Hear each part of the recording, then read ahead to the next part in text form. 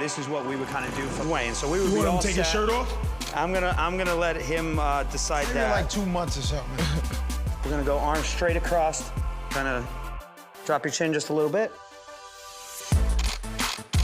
Now you ready? Just give me a yell. Ah!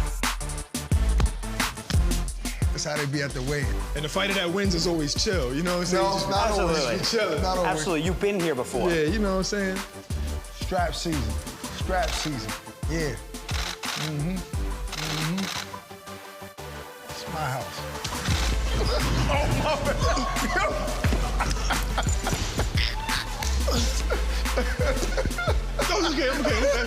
Okay. We're gonna ball those hands up and bring them right underneath, so make those arms pop. And bring that chin down. Bring that chin down so your eyes are right at me. You gonna turn? He's a sweet. Close the window. 45. Sweet hands. Head down. What? That back hand up. This. Back hand up, yep.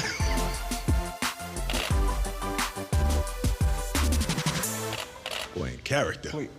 Follow through with those punches, too. Come on. She said follow through with the punches. Like you would in the ring. Go ahead. Now she's a coach. She want me to start sweating here. Go ahead and shadow box.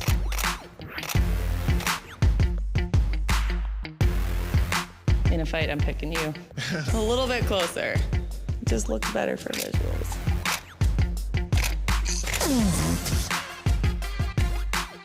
So what I usually do is I'll be like, do 3/4 to me. Oh, okay. So face the light, hold your fist to the side, but then engage your fist. You don't want flex, Right, because just this one looks fist. really awkward.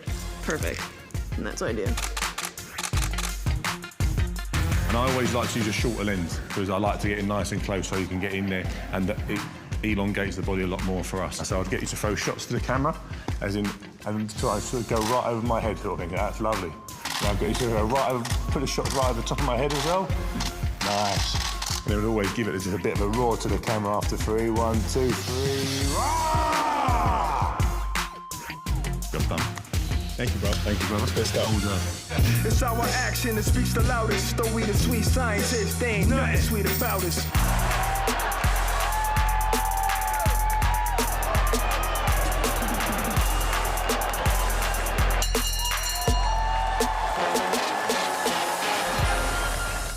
Welcome back to the Sweet Scientist. I go by the name of Ak. And I'm Barack, the boxing bully. And you know we cover everything. Boxing today is no exception. And today's guests are people that you normally don't hear much about, but they're just as involved in the action as the fighters. Except they don't take the shots inside the ring, they take the shots from outside the ring. They're boxing photographers. And first, I want to introduce the Zone's own, who also shoots for Showtime, Amanda Westcott, and matchroom photographer, Ed Mulholland. Also matchroom photographer all the way from the UK, Mark Robinson. And we have Stephanie Trapp, who is a photographer for Showtime. We also have our personal photographer, Janer Biggio, and the legend, Tom Hogan, and also Triple G Promotion. All right, so I want to refer back to last month's big fight. AJ Ruiz, I asked you first time, like, when an upset like that happens, even as a photographer, you have to be shocked, like, what the F just happened? Or are you just in, like robot mode? You know, it's kind of like robot mode, to be honest, because you're so focused on the action. Whatever happens in the ring, you're focused on what's happening in the ring. You feel the energy from the crowd and everything, and the roar and everything, but you're still zoned in on what's happening in the ring. You get excited, but you still got to get your shots. Hopefully you're in the right spot for the action, but you can't control that. So you just shoot what you can. And you, Amanda, I asked you the same question since, you know, you shot ringside for that. Like, what was your state of mind? There's always two sides. It's either it's good to be a fight fan during the times, and then it's good to not be, because being emotionally invested, it's good because you're like excited to be there, but then you're almost too emotionally invested. But he's right, like you're in robot mode when you're shooting it. Sometimes like people are like, oh, how's the fight? I'm like, I have no idea. I have to go home and watch the fight, because you're not watching the fight when you're shooting the action, which sounds really counterintuitive, I know. You're not watching the fight, but you're thinking of the story. So sometimes like, you know, if the fighters go to a corner, you're like, oh, I'm gonna compose this. So you get the fighter in the background, then this fighter in the, so you have to think about it. You can't be that removed, but you are removed when you're shooting it. Well, we have a big group of photographers here. It's like different races, different ages, and sexes. So I want to ask you guys, I'm going to start with Stephanie Trapp. Why boxing? I got my first camera when I was 9, so photography for me was like always just a part of my life. And I hadn't found anything that I loved as much as photography until I found boxing. And then like when those two merged, I was like, I have to do this. Amanda, same question. Why boxing? Boxing kind of like found me. I kind of went into as a photographer first, boxing fan second. Now it's coming up to a little bit more of an even just because I've been in it for years and knowing the boxers, knowing everyone, all the crew and everyone surrounding it. It's definitely like a big part of my life. I shot my first fight in 2012 in San Juan, Puerto Rico. As you can imagine, super intimidated because getting thrown into the ring, no pun intended, Right. it's like, It's tough. what do I expect? How am I supposed to shoot this? Mark, what's the difference between the fight culture in the UK and here in America? Everyone's so into it now in the UK. It's got so big. Everyone in the UK is they like boxing, football, or other sports. In America, you've got so much other competing. Right. But boxing is so big now in the UK. So you're saying like a lot of people are not athletic in the UK. That's what you're saying? No. Basically. People said that about Andy Ruiz, but I'm going on that diet, I tell you. You know, it was the first fight I ever did in the UK. It was 2012, was it Yeah, 2012? Frochgrove. It was Frochgrove's 2, the rematch. And I went that was over a there great and, fight.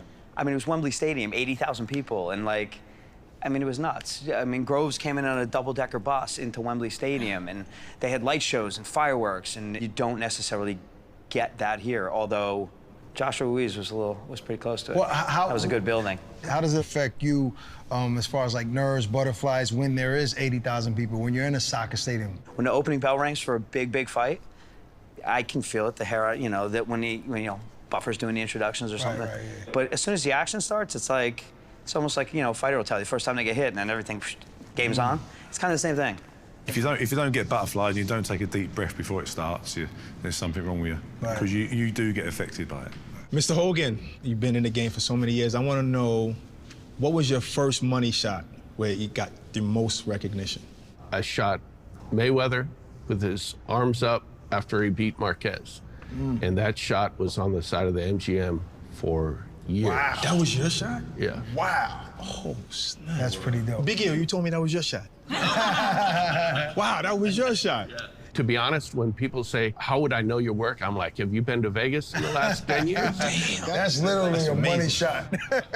I'll go to you, Big Yo. Who's one of the photographers that kind of took you under the wing and knew that you were coming up, but you had talent and showed love? I ended up getting put under the arm of Mikey Williams for a little bit, who's not here today, but a great photographer from Top Rank. I started shooting with him all the fights here at the Garden, Brooklyn. And from there, Tom Hogan put me under his wing as well. So whose butt did you kiss to get part of the best boxing show, Sweet Scientist? Hey, I'm leaving that one That's alone. hard. Everybody here tried, and we chose you, so come on. No, he's just the cheapest. Hey, Mark, I got a question for you. If you can go back in time to photograph any fighter, who would it be? Muhammad Ali. Without that even saying the name, but your hairs stand up because he is the greatest. As in the boxing world, a person transcending the sport, transcending everyone to watch him. Whatever he said, everyone listened. So yeah, even looking back now, a photograph of Muhammad Ali fight would have been amazing. With the equipment we've got today, though. Right. Yeah. Not with the equipment they had back in the day. God. As great as everyone on this, and this discussion is, and all the boxing photographers outside of this group, I don't think we'll ever really get that like Muhammad Ali shot or like that iconic shot like ever again. Only because like technology too, it's almost like a blessing and a curse. Yeah. It's almost like the photos are too perfect now. Right. Like sometimes when we look through our stuff, if it's not tact focus, we're like, don't want this. But that's not the thing back The other in thing the with a case. shot like that, and I mean, Mark referenced Ali, and then everyone immediately comes to the Neil Leifer shot of, Ali standing there over Liston on the mat. Right. And the one advantage they had versus us, though, is that everything is so clean. And then the other thing with that, when you see like Neil's photo there and the color and the haze around and all that haze and that creates that is smoke. It's cigar smoke and what in the arena.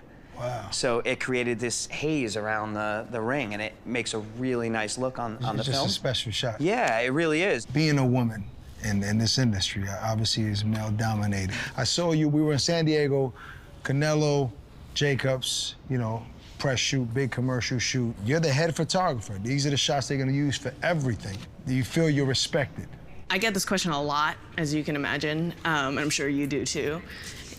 Sometimes because it's a male-dominated sport, it's almost easier being a woman. Oh, I disagree. Yeah. Uh-oh, you're next. Yeah. Go ahead. They know you're there to do a job, and I think it's how you present yourself as well. The way you direct the talent, direct everyone around them. You don't tiptoe around anyone.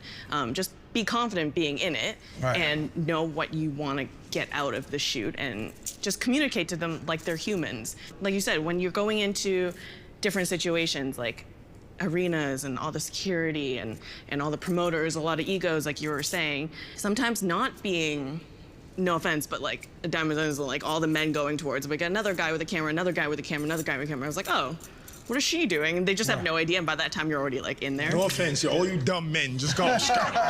Yes, I agree with everything. Like, you have to go in there confident, professional, whatever. But like, you also have to get those shots. And for me too, it's like being a woman trying to get into boxing in the beginning was very difficult. But once you kind of bring yourself to a level where, okay, people know who you are, know, you know, you're around, you're respectable. And I think it was a situation at the weigh-ins where like, you have to get front and center, and you have to get that center shot, especially if you're photographing for the network. You know, they want the face-off. There's one spot to be for that. And who knows Trap for jumping up and getting that shot? Raise your hand. Hey, wait. I've got evidence. I'm not a photographer. I've got evidence. I even know Trap does that. Wait, I think that's fair, though, how I always... met Trap. I ain't even shooting. I'll be like, Dad, yo, get out the way. I remember exactly the weigh-in too. I do too. Which one was it? It's Robert Guerrero in San Jose. He's there posing, and I'm right there because I'm shooting for the promoter. Yeah.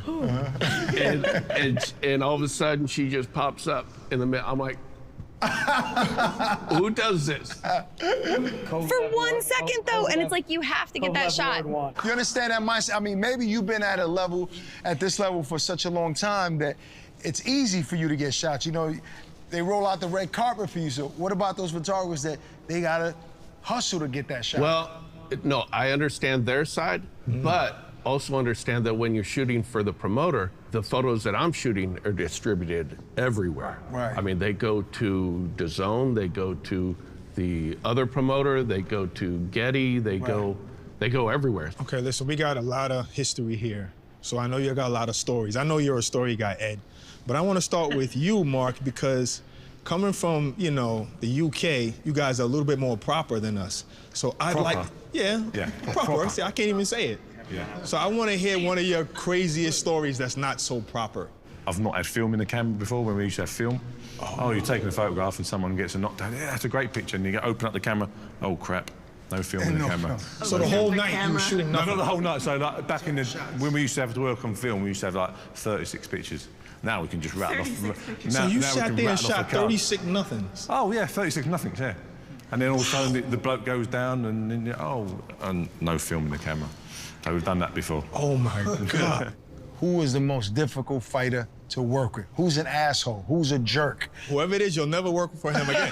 Might be Akin Barak. Akin Barak. I know it. I'm just saying. Listen, there's an opening. Just letting you guys know. There's an opening right now. Floyd Mayweather. Floyd Mayweather. Good. I That's need names. a good one. Actually, Floyd's a good one too.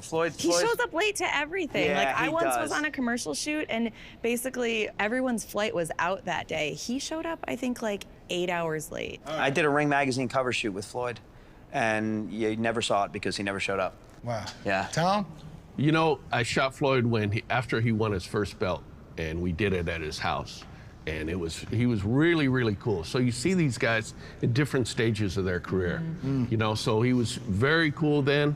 Now, Before the millions. Yeah, I mean, things have changed. But you get that because, you know, everywhere they go, they're hounded now. You know, like Canelo, I've known him since he was 17.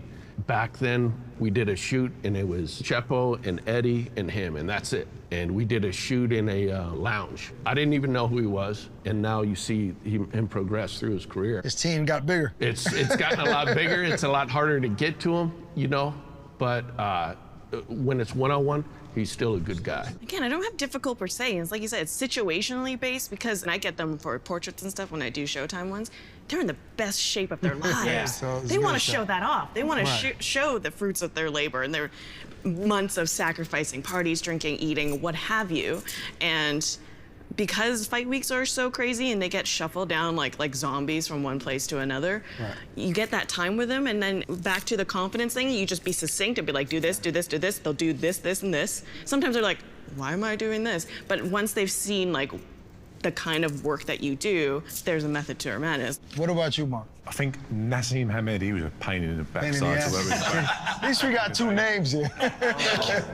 He was a bit like Floyd, always late, turned up, massive entourage of people. Wow. I didn't work with him from the younger days, but I think when he got towards the top, he That's when was you caught him. hard work to work with, yeah. Who's the nicest fighter? Maybe Miguel Cotto for me, but I had a good relationship with him. Crawford, one of the easiest guys to work Terrence with. Humble, Crawford. yes, inside and outside the ring. You know, I can chop it up with him outside the ring, and as soon as we get in front of that camera, whatever you need him to do, he's there to do. One of my favorites is actually, well, I actually found out that I shot him earlier and I didn't even know until later. It's Mikey Garcia. He's one of my favorites, and he was on the fight card on my first fight in San Juan, Puerto Rico, and I didn't know. And I was like going through some like of my old stuff, and I'm like, oh my God, who is this? Isn't that funny? He looks different. My photo looks different. Deontay is definitely one of the top. He has a different face for media. He has a different face personally, but they're all him. To this day? To this day. Oh, okay. Till this day, hashtag. He's all these faces, but they're all him. Like every one of his like different sides are all genuine. When he comes into a shoot, he is 150% with you. He does everything subtly. He does everything on point. Like it's so easy to work with him because he knows why we're doing it. Triple G for sure. The nicest. Yeah, he's worker, real easiest worker. good guy, down to earth. Whatever you need, he's up for it. there. So Doesn't real give you easy any work. attitude. Zero. Canelo's good to work with too because everything you do with Canelo is a big scale. Right. So he always looks right. He's always in shape. And you get The paid beard's cut. The hair is right. I know we got some more mess up stories. Come on, somebody. Give me a good one. Trap, you look like you got a All lot. right, The way I you're looking at me. So early on, I was working for Fight News. So it was in Oakland, and it was Andre Ward versus Chad Dawson. And I had my long lens on, my 70 to 200, and I was, you know, underneath the ropes, and I like get in the zone, and I forgot that I actually had that long lens on. So Chad Dawson. So you was in the ring, basically. So yeah, a little bit. Maybe like this much over the ropes, but Chad Dawson, all of a sudden they came this way. He backed up his foot into it hit my camera. My camera hit me in the face. And a black eye. And he got knocked out. Is that when Stevenson knocked him out? It is because of you? I remember Messed up Mario his whole Serrano, career. the PR guy. He's like, oh shit. He like ran to get me a bag of ice, but I like in between rounds. I So was both like, of y'all got icing black my eyes that eyes. night. You guys are never gonna go out of style. No matter how technology gets, there's always gonna have to be that person behind the camera controlling that to capture these amazing shots. It's timeless, Maybe. this industry. Maybe. Why did you have to F that up? Like, Don't get too comfortable out there, guys. Keep going hard. I want to thank all our guests for sitting down with us today, starting with Ed Mulholland, Stephanie Trapp, Jana Biggio, Tom Hogan, Mark Robinson, and Amanda Westcott. Make sure you follow me at Boxing with Ott. Also follow Dazn_USA. Follow your favorite page, Boxing Bully, and our other page, Boxing Memes. Catch the Sweet Scientist every week on Dazn. 3, 2. We want to thank all our guests, and I'll start with Jana Biggio, Stephanie Trapp, Tom Hogan, Mark Robinson, Ed Mulholland. Damn! We want to thank all our guests, starting with Jana Biggio, Stephanie Trapp, Tom Hogan, Mark Robinson, Ed Mull. What the fuck, yo? Mull? Mull. You know what? I'll start with Ed. All right? Mull. Holland. We would love to thank all our guests, starting with Ed. He's never gonna get it. I'm gonna get it now. I'm gonna get it now. I promise. He's gonna go like this. One more Mull, take. One more Holland. take. Starting with Mull Holland. Mull Holland. Jada Mull Biggio. Holland. Mull Step me Holland. trap. This is it. I'm in the zone. I can jump up there and do I'm it. in the if you zone. want. Ready? I can roll that. Count me down.